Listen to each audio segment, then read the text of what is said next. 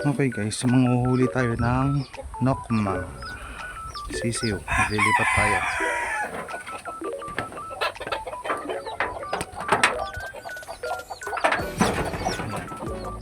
So huliin muna natin yung nanay.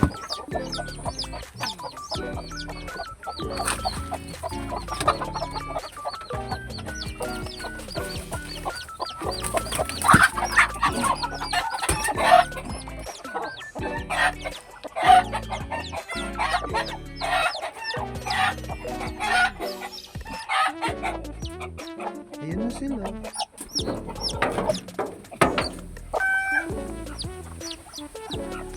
Oh, then yung mga baby mo. Kaya dyan ka rin. Ngayon,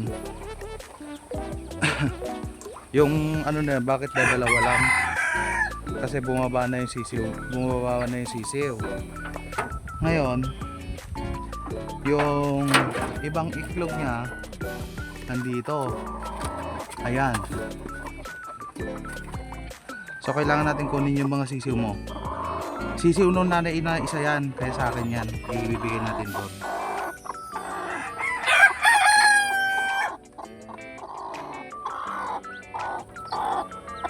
Ayan. So may apat.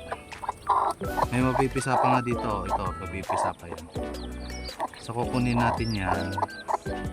Kasi pisa mo pa yan. Sige, pisa mo pa yan. Kaya mo yan. Tapos itong natitira na to, nadali natin doon sa nanay.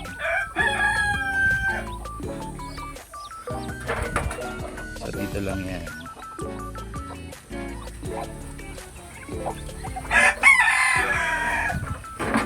Yan. Huwag mo dyan kumain. Mas dagdagan natin yung pagkain nila para turuan ng nanay na kumain.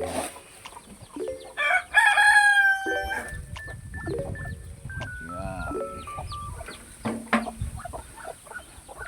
Pagkatapos ngayon, itong mga inakay na Rhode Island is kaya na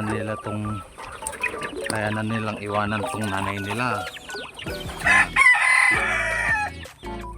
So may walay ka na nanay.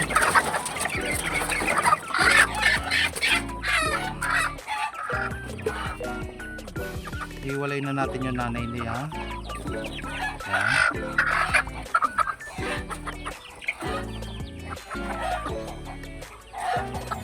Para hindi masyadong malakas sa feeds. Oh, babae oh. Oh. Chicks, chicks. Chicks dali. Oh, to. Baba. Ayan oh.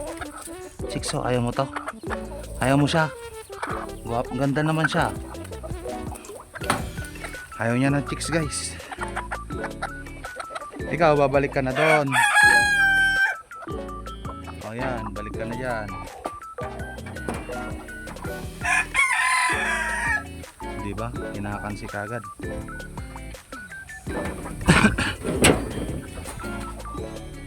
Okay, yun nilagay natin na ano, hindi nila kinain no.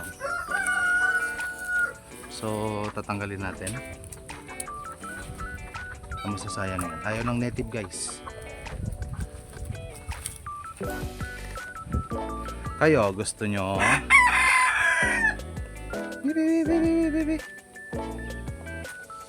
Ayaw din nila. O, tingnan mo yung kamote doon, naubos na. So, dito natin papakain. Rhode Island lang malakas. Kumain ng damo.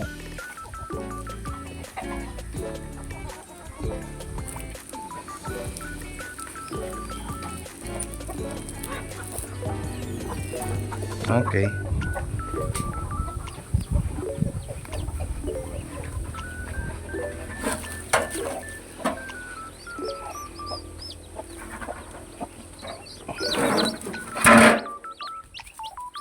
Ito namang pangat na to.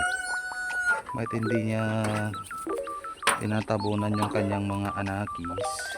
Ito.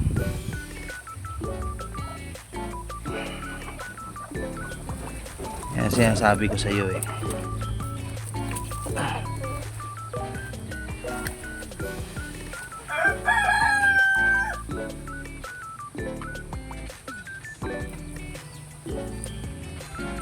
Tapos naglipat na natin.